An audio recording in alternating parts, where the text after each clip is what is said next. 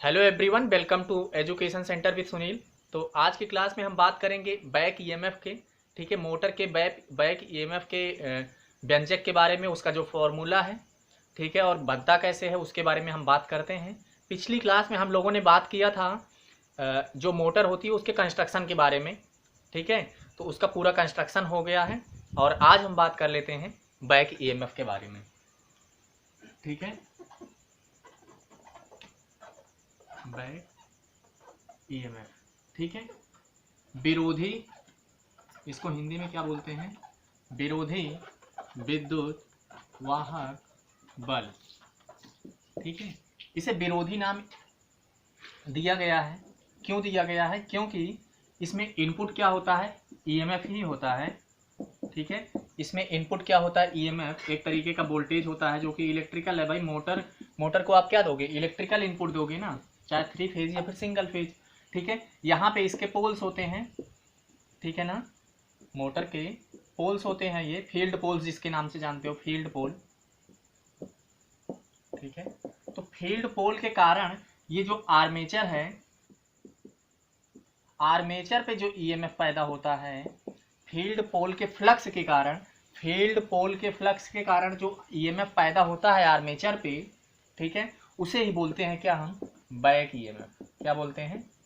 Back EMF. इसे हम विरोधी विद्युत वाहक बल भी कहते हैं क्योंकि ये एक विद्युत वाहक बल है, इसी का जस्ट अपोज करता है मोटर का ईएमएफ, इसी की वजह से पैदा होता है। लेकिन according to the Lenz law, ठीक है, जो चीज ईएमएफ जो पैदा होता है वो अपने ही पैदा होने का विरोध करता है। इट मीन्स जो ईएमएफ ऑफ आर्मेचर होगा वो ऑलवेज क्या होगा? बैक ईएमएफ कहा जाएगा, ठीक है, विद्युत वाहक बल कहा जाएगा, बट विरोधी विद्युत वाहक बल कहा जाएगा क्योंकि ये जो मेन विद्युत वाहक बल है उसका अपोज कर रहा है। और अगर हम इसके फॉर्मूले की बात करें, ठीक है, तो ईएमएफ जो होता है बैक ईएमएफ, ठीक है, back EMF is equal to phi Z N P divided by 60A।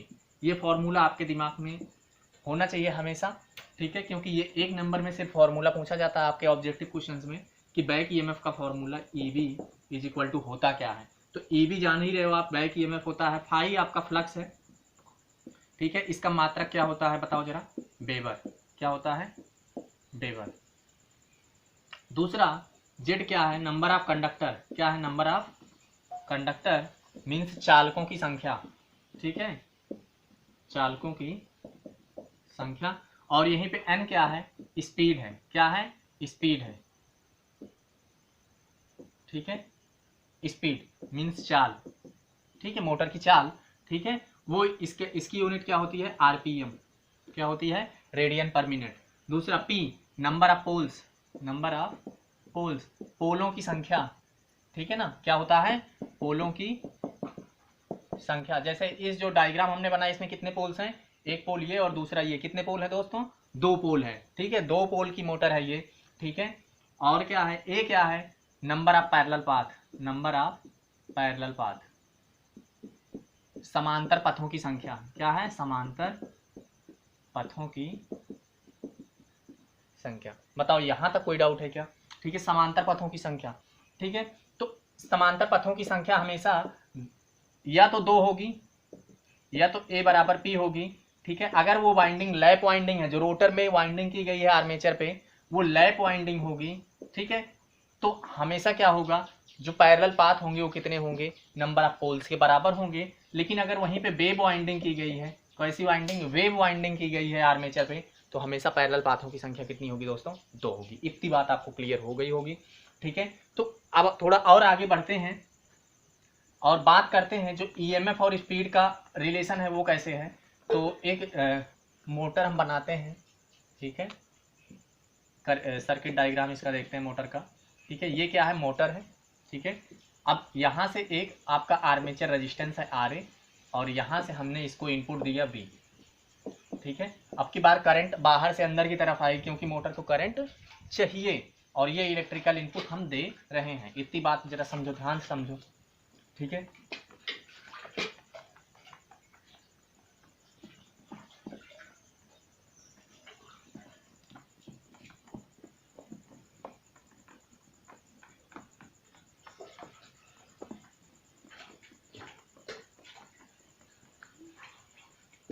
ठीक है, अब जरा आप बताओ कि आर ए है, ठीक है, इसमें करंट क्या आ रही होगी, मान लेते हैं आई ए करंट आ रही है। कौन सी करंट आ रही है, आई ए आ रही है।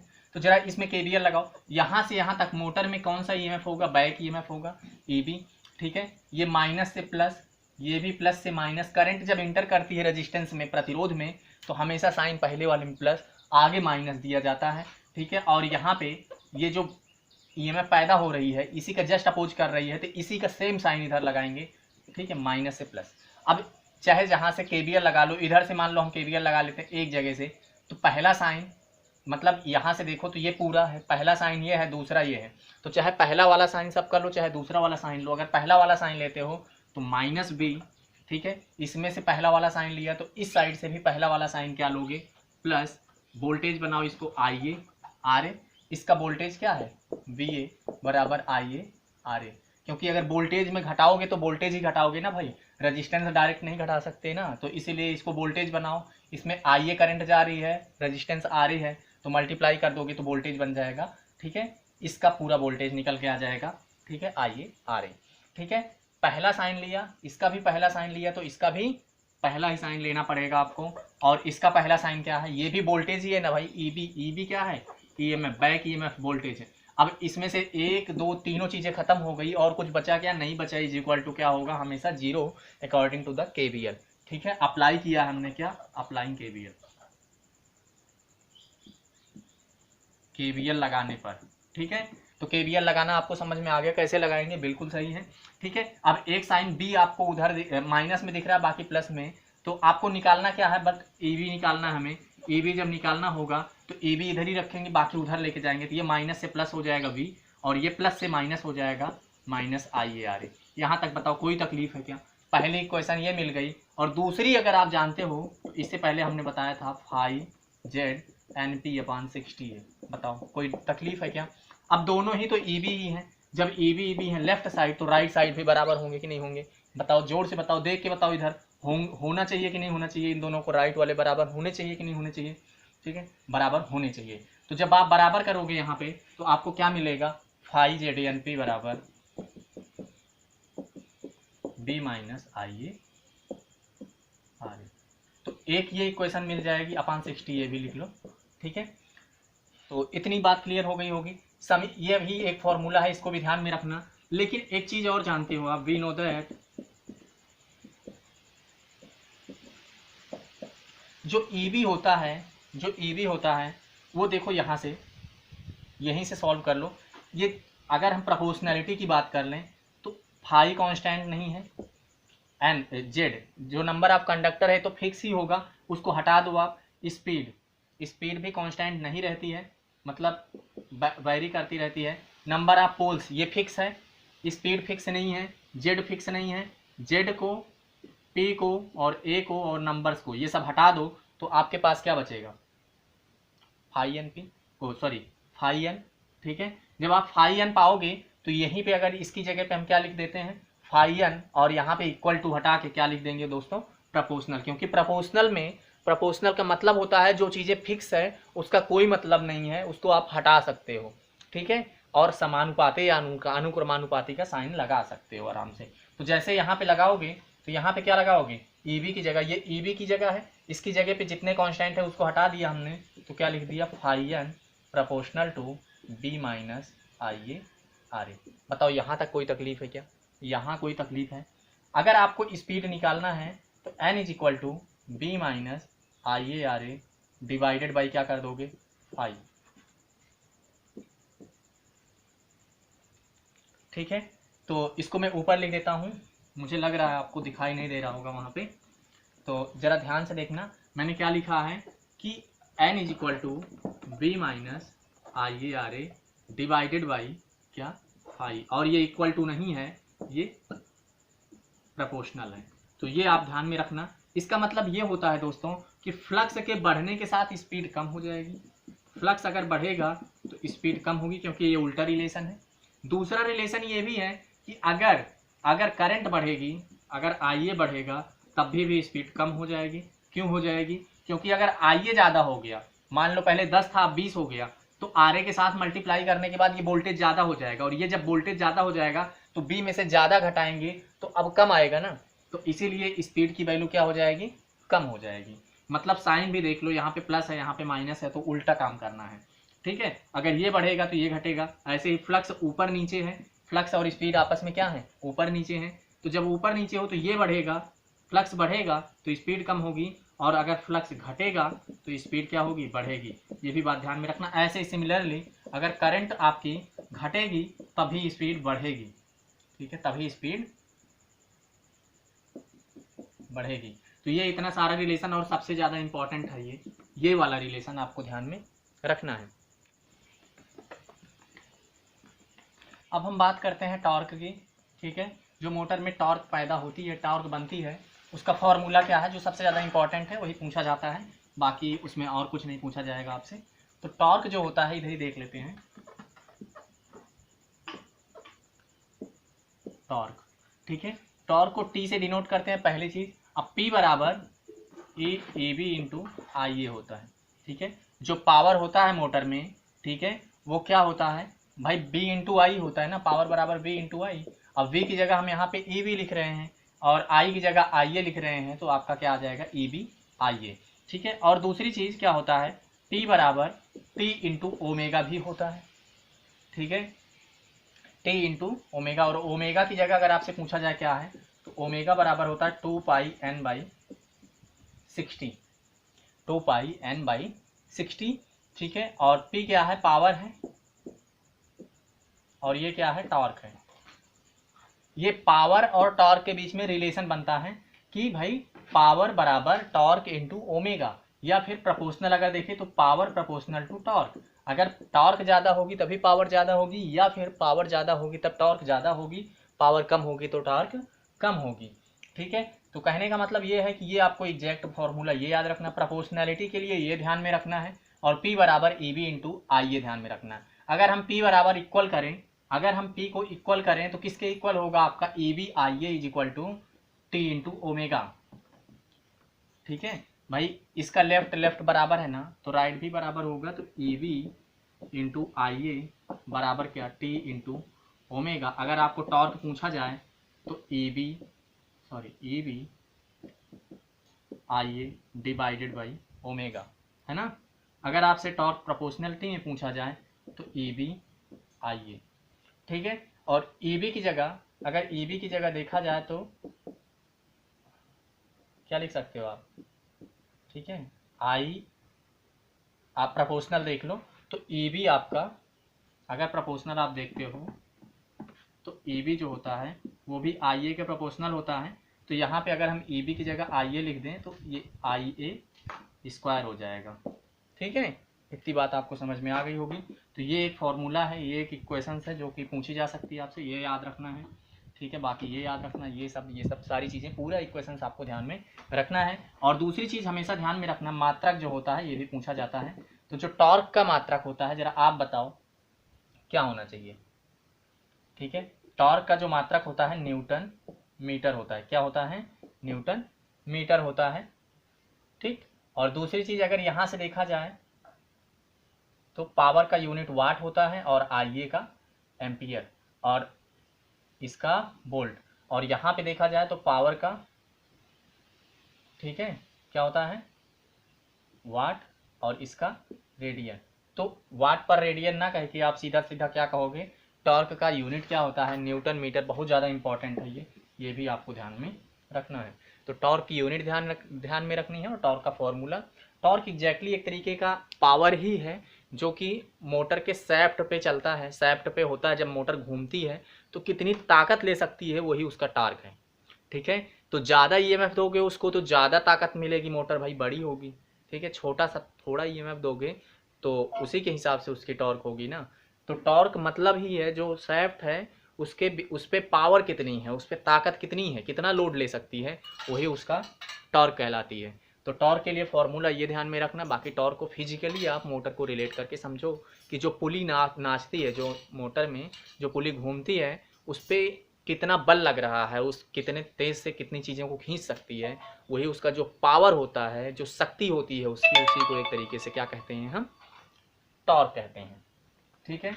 तो अब बात करेंगे हम यहाँ तक आपको सारा क्लियर हो गया है। अब हम बात करेंगे मोटर के टाइप्स की।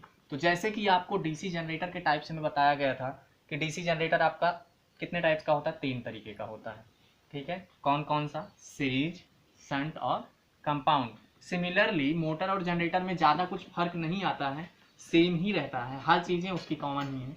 थोड़ा थोड़ा सा डायरेक्शन का ही फर्क आता है, बाकी सारी चीज़ें लगभग वही रहती हैं। तो आपको क्या ध्यान में रखना है कि टाइप्स ऑफ डीसी मोटर, ठीक है, 3 तरीके की होती है। कौन कौन सी? DC series motor, DC shunt motor और डीसी कंपाउंड मोटर, ठीक है।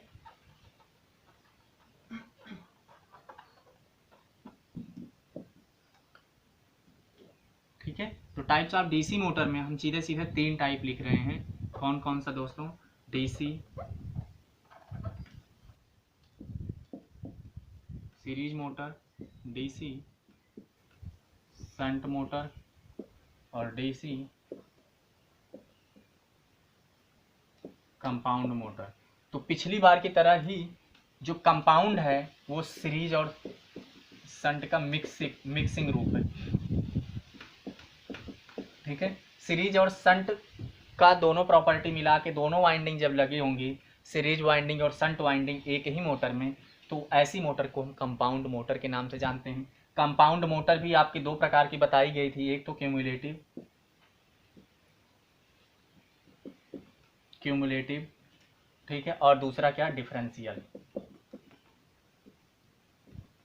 तो बस इतना ही अभी आपको पढ़ना है, उसके बाद हम चले जाएंगे वापस से लॉसेस में, ठीक है। मोटर में लॉसेस के बारे में बात करेंगे, उसके बाद हम इफिशियंसी की बात करेंगे, ठीक है। और जब ये चैप्टर ख़त्म होगा उसके बाद हम डीसी जनरेटर और डीसी मोटर की दोनों की एक साथ ही करेक्टरिस्टिक्स की बात करेंगे, जो ग्राफ जिसे कहते हो आप, जो ग्राफ होता है ना, करंट और वोल्टेज के बीच में ग्राफ कैसे जाएगा, या वोल्टेज और टॉर्क के बीच में कैसे जाएगा, करंट और टॉर्क के बीच में कैसे रिलेशन रहेगा, स्पीड और टॉर्क, स्पीड और करंट, तो इन सब के बीच में जो ग्राफ बनेगा वो कैसे बनेगा डीसी जो मोटर और जनरेटर दोनों का, तो एक साथ ही हम उसको पूरा कवर करेंगे। और इसी के साथ हमारा डीसी जो मोटर और जनरेटर दोनों है वो ख़त्म हो जाएगा, ठीक है। तो हम स्टार्ट करते हैं डीसी सीरीज मोटर।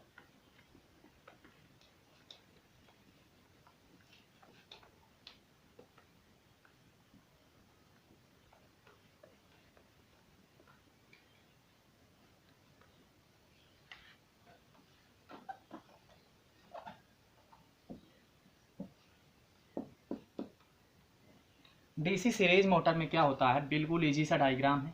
एक गोला बनाना है जिसे आप आर्मेचर बोलोगे, 2 ब्रश बनाने हैं, ठीक है, और इसमें एक रेजिस्टेंस लगा दो RA, और इस पे एक इनपुट दे दो, क्या है? B। बात खत्म, ठीक है। एक RA तो इसका हो गया आपका, ठीक है। एक सीरीज वाइंडिंग लगा दो, क्योंकि ये सीरीज मोटर है ना, तो सीरीज वाइंडिंग रहेगा जिसका रेजिस्टेंस क्या मान लेते हैं हम? RSC मान लेते हैं, ठीक है। बस इतना ही है, और यहाँ पे आपका EB मिलेगा, ठीक है। ये मोटर है, कोई डाउट है क्या यहाँ पे? नहीं। तो यहाँ पे एक करंट ले लो आप IA, क्योंकि आर्मेचर भी वही है, सीरीज भी वही है, ठीक है, लोड भी इसी पे ही है, यही है लोड, ठीक है। तो चाहे आप IA लिख लो या ISC लिख लो, बात एक ही है, ठीक है। अगर ISC लिखते हो तो यहाँ भी IA उसको नाम से दे देते हैं, तो IA बराबर ISC, तो हमें क्या मतलब है, 2-3 चीज़ों को लेके हम सीधा IA लिख देते हैं, ठीक है। तो यहाँ पे अगर आप KVL लगाओगे तो यहाँ से माइनस से प्लस, अब जब करंट इधर से इधर जा रही है तो पहले प्लस में इंटर करेगी, फिर माइनस में लीव करेगी, ये तो बात समझ में ही आता है, पिछली अभी बताया था थोड़ी देर पहले। फिर ये भी रेजिस्टेंस है तो इधर भी प्लस से इंटर करेगी, माइनस से जाएगी, और ये जो होता है हमेशा ये माइनस से प्लस ऐसे सीधा होता है, ठीक है। मतलब इसी के पोलैरिटी में इसको लिखा जाता है, जैसे ये माइनस से प्लस है तो वैसे ये भी माइनस से प्लस है, बचते हैं ये। तो यहाँ से आप समझ लेना, जैसे करंट इंटर करेगी जिधर से जाएगी, तो जब पहले रेजिस्टेंस में जहाँ मिलेगी वहाँ पे प्लस, उसके अपोजिट में माइनस। अब आप यहाँ से KVL लगा लो, तो चाहे पहला साइन ले लो जरा, पहला माइनस B, तो इतने का पहला साइन क्या है? -B। इतने का पहला साइन क्या है? प्लस, तो प्लस लगा लो। लेकिन ये ओम में है, अभी इसको वोल्टेज में बनाओगे तो I × R करो, तो IA × R या C। बताओ यहाँ तक कोई तकलीफ है क्या? ठीक है। उसके बाद क्या करना है, इस वाले रेजिस्टेंस पे एंट्री मारनी है, ये रेजिस्टेंस है, इसके क्रॉस वोल्टेज कितना होगा? प्लस लगा है तो प्लस लगा लो, पहला साइन ले रहे हैं ना सबका, सब में हम पहला ही साइन ले रहे हैं भाई, माइनस लिया फिर प्लस लिया फिर प्लस ले रहे हैं, तो इसमें जो वोल्टेज होगा वो कितना होगा? IA × RA होगा। फिर इसका भी पहला साइन लेंगे। इसका पहला साइन क्या होगा भाई, उधर से आ रहे हैं ऐसे, तो पहला साइन जिसका जिसका मिलता जाए सब लेते जाओ, ठीक है। तो यहाँ पे प्लस हो जाएगा, बताओ जरा, हाँ या ना, ठीक है, कितना EV। और इक्वल टू हमें क्या हमेशा लगाना होता है, 0 हमेशा ही लगाना होता है, ठीक है, KVL में। इतना बात क्लियर हो गई। अब जरा आप बताओ यहाँ से EV क्या निकलेगा। EV बराबर इन सबको राइट साइड लेके जाए, इनका साइन चेंज हो जाएगा तो B प्लस में आ जाएगा और बाकी चीज़ें माइनस में, IARA माइनस IARSA। तो जरा आप बताओ इन दोनों में IA कॉमन है क्या, है, तो आप क्या कर लो, ऐसे RA प्लस RSE कर लो, ठीक है। और यही आपकी बैक EMF की सीरीज में क्या आ गई, इक्वेशन आ गई, ठीक है। तो मेन कहानी आपको सीरीज मोटर की समझ में आ गई होगी। अब देखो इसी के बारे में DC सीरीज मोटर के बारे में ढेर सारी चीज़ें और पढ़ेंगे जो आपके एप्लीकेशन टाइप में है या थ्योरी पोर्शन है इसका, ठीक है। तो ध्यान से समझना, जो DC सीरीज मोटर होती है, जो DC सीरीज मोटर की हम बात कर रहे हैं ना भाई, DC सीरीज मोटर की हम बात कर रहे हैं, तो इसमें हम देखते हैं सबसे पहले 2 तरीके की टॉर्क होती है। एक तो मोटर जब स्टार्ट होती है और एक तो मोटर जब फुल लोड पे होती है। फुल लोड का मतलब स्टार्ट होने के बाद वाला टाइम, ठीक है। उस समय पे जो मोटर फुल लोड पे होती है, मतलब अपने पे बराबर पे काम कर रहे होते हैं, उसे फुल लोड बोलते हैं। स्टार्टिंग का मतलब शुरुआती टॉर्क के बारे में बात करते हैं। तो जो स्टार्टिंग टार्क होता है मोटर का, वो लगभग 5 गुना ज़्यादा होता है फुल लोड टार्क का। ध्यान से समझना, ठीक है। फुल लोड टार्क का 5 गुना लगभग होता है, मीन्स बहुत ज़्यादा होता है स्टार्टिंग टार्क कितने से, फुल लोड टार्क से। ये पॉइंट आपको ध्यान में रखना है, फुल लोड टार्क, ठीक है। फुल लोड टार्क मीन्स लगभग अगर बोले तो कितना गुना होता है, लगभग 5 गुना होता है। ये भी पॉइंट आपको ध्यान में रखना है। पहला पॉइंट ये हो गया।